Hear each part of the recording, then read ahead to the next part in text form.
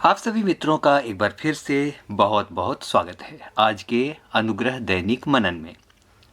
मैं हूं आपका मित्र आपके भेजे गए कमेंट्स द्वारा एक बात स्पष्ट हो जाती है कि आप सबको आशीष ज़रूर मिल रही है।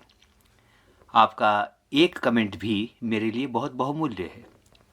विश्वास कीजिए, जब आप कहते हैं प्रार्थना कीजिए तो प्रार्थना की जाती है। और आपके कमेंट्स के द्वारा, आपकी टिप्पणियों के द्वारा प्रोत्साहन तो मिलता ही है।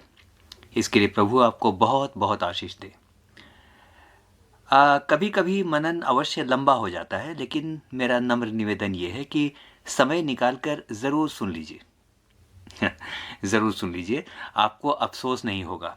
आप कुछ ना कुछ गेन अवश्य करेंगे। साथियों, इन दिनों हम आत्मा के फल में पाए जाने वाले विभिन्न गुणों या विशेषताओं पर विमर्श कर रहे हैं। अब तक हमने 4 विशेषताओं पर विचार किया है। आज बारी है 5वीं विशेषता पर विचार करने की। और इसीलिए आज का पद एक बार फिर से गलातियों की पत्री, उसका 5वां अध्याय, उसका 22 और 23 आपके लिए पढ़ना चाहता हूं।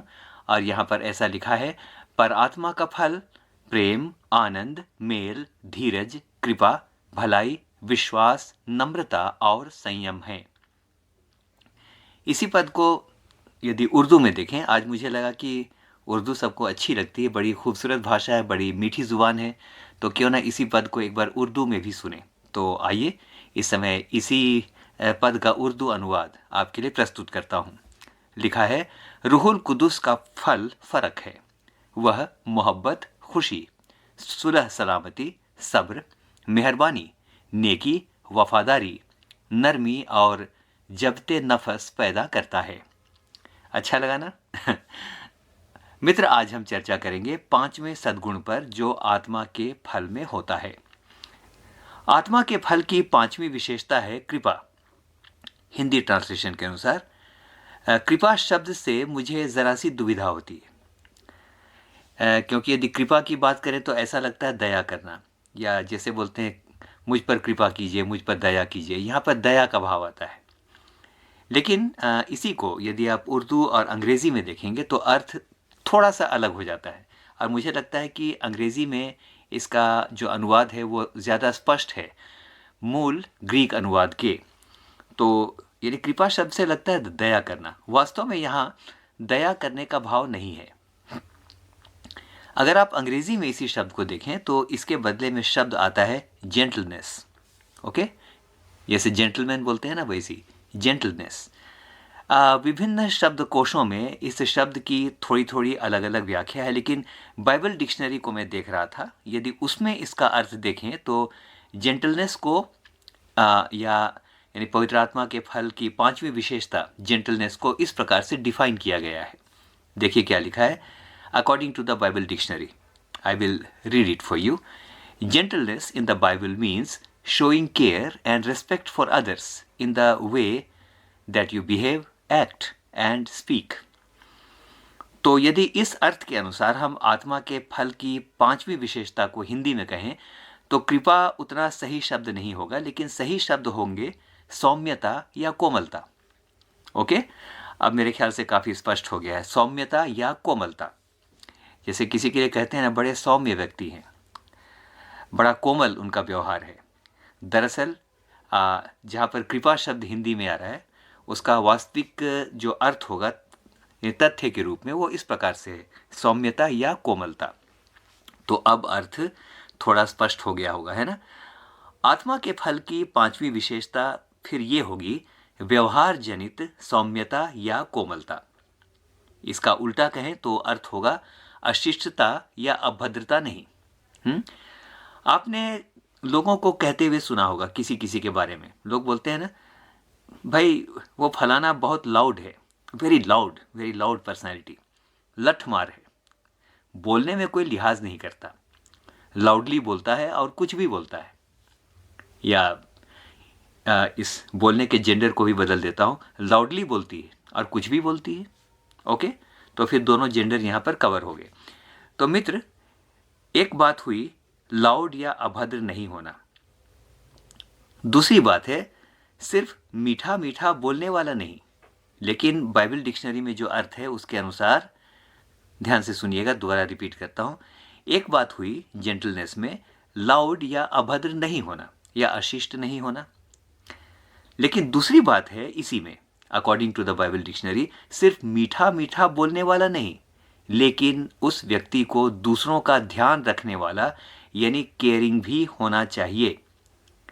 जैसा मैंने पढ़ा था, gentleness in the Bible means showing care and respect, यानी उसको केयरिंग भी होना चाहिए और दूसरों का आदर करने वाला भी होना चाहिए। तो आत्मा का ये पांचवा गुण उस व्यक्ति के पास है जो न सिर्फ बोलने में कोमल और सौम्य और शिष्ट हो, लेकिन उसे दूसरों की आवश्यकता का ध्यान रखने वाला या ध्यान रखने वाली भी होना चाहिए। यानी यदि कोई सिर्फ चिकनी चुपड़ी बात करे, मैं ये कर दूंगा वो कर दूंगा, अरे brother very nice you know, है बड़ी चिकनी चुपड़ी बात, ऐसी मीठी मीठी बात की बिल्कुल चक्कर खाकर गिर जाए, है ना। तो मैं ये कह रहा हूँ कि यदि कोई सिर्फ चिकनी चुपड़ी बात करे और किसी को ज़रूरत में देखकर धीरे से खिसक ले या भाग खड़ा हो, तो उसे जेंटलनेस नहीं कहेंगे।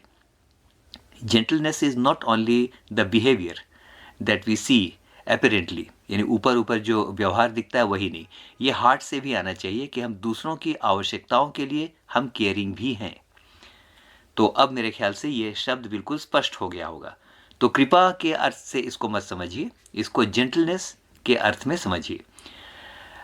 फिलिपियों 4:5 में देखिए वचन क्या कहता है, तुम्हारी कोमलता सब मनुष्यों पर प्रकट हो, प्रभु निकट है, तुम्हारी कोमलता सब मनुष्यों पर, अंडरलाइन कर रहा हूं सब मनुष्यों पर, है ना। मित्र, होता यह है कि हम सभी कभी ना कभी तो कोमल होते ही हैं, लेकिन सिर्फ अपने लोगों के साथ, जिन्हें पसंद करते हैं उनके साथ, जो हमसे कोमलता से बात करते हैं उनके साथ। लेकिन होता यह है कि हमारी कोमलता या सौम्यता वास्तव में सबके साथ नहीं होती। हो सकता है कि दूसरों के लिए हम हमेशा कठोर रहें, लेकिन देखिए वचन क्या कहता है। अगर आत्मा के फल की ये पांचवी विशेषता अपने अंदर, if you want to grow, अगर आप इस विशेषता को, इस गुण को अपने अंदर यदि आप और ज़्यादा बढ़ाना चाहते हैं, तो वचन क्या कहता है, तुम्हारी कोमलता सब पर प्रकट हो, टू एवरीवन, टू एवरीवन। अगर आप देखें मित्र, तो हमारे चारों ओर कई लोग ऐसे भी होते हैं जो बाहर इतने डिसेंट और कोमल दिखाई पड़ते हैं कि उनके बारे में सोचा भी नहीं जा सकता कि इनके मन में भयंकर गुस्सा और हिंसा और कड़वाहट भरी पड़ी है। घरेलू हिंसाओं के मामलों में बहुत बार पड़ोसी चकित रह जाते हैं कि ये इंसान भला ऐसा कैसे हो सकता है, हमने तो आज तक इन्हें ऊंची आवाज में बात तक करते नहीं सुना। हाँ मित्र, ऐसा होता है। इस समय जब आप इस मनन को सुन रहे हैं, मैं बार बार कहता हूं, मैं आपकी परीक्षा नहीं लेता हूं, हम अपना परीक्षण कर सकते हैं कि कहीं हमारा भी दोहरा चेहरा तो नहीं है। घर में कुछ, बाहर कुछ, बाहर दूत और घर में भूत, या घर में दूत बाहर में भूत, कुछ भी हो सकता है ना। तो मित्र, ये दूत और भूत के बीच का सिद्धांत है, ओके। इसके हिसाब से समझ सकते हैं, मेरा चेहरा दोहरा तो नहीं है, दोहरा नहीं होना चाहिए, जैसा मैं हूं वैसा मुझको होना चाहिए। I should be an open book to all, and the book which is very pleasant to be read, जिसको पढ़ने में भी लोगों को आनंद आए। लेकिन एक सवाल मनोविज्ञान उठाता है कि दोहरे चेहरे क्यों हो जाते हैं, क्यों ऐसा होता है कि अंदर में बहुत सारी हिंसा और क्रोध और कड़वाहट है, लेकिन ऊपर में वेरी डिसेंट। तो ऐसा क्यों होता है? तो मनोविज्ञान ये कहता है कि जीवन में बहुत सी बातों में असंतुष्ट होने के कारण, असफल होने के कारण, बहुत सी इच्छाओं के दमित होने के कारण, जब बहुत सारी इच्छाएं हमारी पूरी नहीं होती, दमित होने के कारण, या उन इच्छाओं के पूरे न होने के कारण हमारा चरित्र दोहरा हो जाता है। समाज के सामने शालीनता बनाए रखनी है, इज्जतदार लोग हैं, है ना, पानीदार लोग हैं हम लोग, तो सामने तो नम्रता दिखानी पड़ती है, लेकिन अवसर मिलते ही वो हिंसा जो हमारे अंदर छिपी पड़ी है वो कई बार प्रकट हो जाती है। तो कहीं कुछ और कहीं कुछ। तो मित्र ये कहूँगा, कौन इस जिंदगी में 100% सफल है? इस समय बस इतना कहूँगा कि शायद कठोर स्वभाव रखने से हमारी असफलता का ग्राफ और ऊंचा हो जाएगा। इसलिए क्यों ना सौम्यता और कोमलता को अपना विकल्प बनाएं। हम में से हर एक को प्रभु बहुतायत के साथ आशीष देगा। मित्र सुनिएगा, इन दिनों हम हर जगह, एवरीवेयर है ना, हर जगह विरोध और कड़वाहट और प्रतिशोध और क्रोध देखते हैं।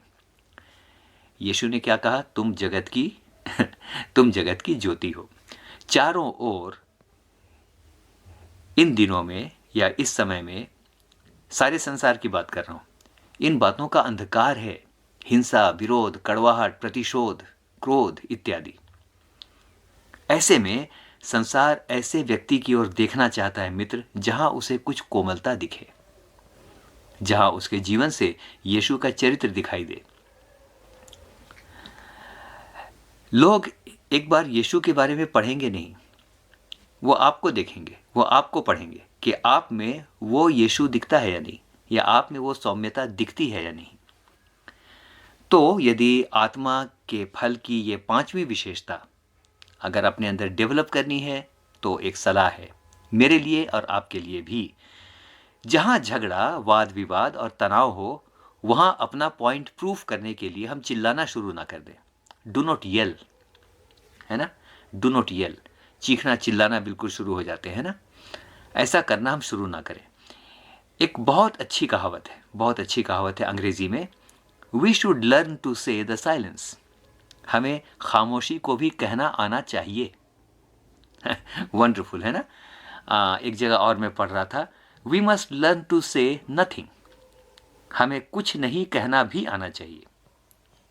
हाउ पावरफुल इट इज ना। We should learn to say silence. जब चारों तरफ चिल्लाहट है और झगड़ा रगड़ा, बहुत सारी बातें हो रही हैं, उस समय if we learn to say silence और if we speak silence on that time, तो मैं कहूँगा, if you succeed in saying the silence, तो मुझको कहने दीजिए, आत्मा के फल की ये 5वीं विशेषता आपके अंदर है। अब चलिए थोड़ा हंसी मजाक कर लें तो समाप्त करते हैं, ओके।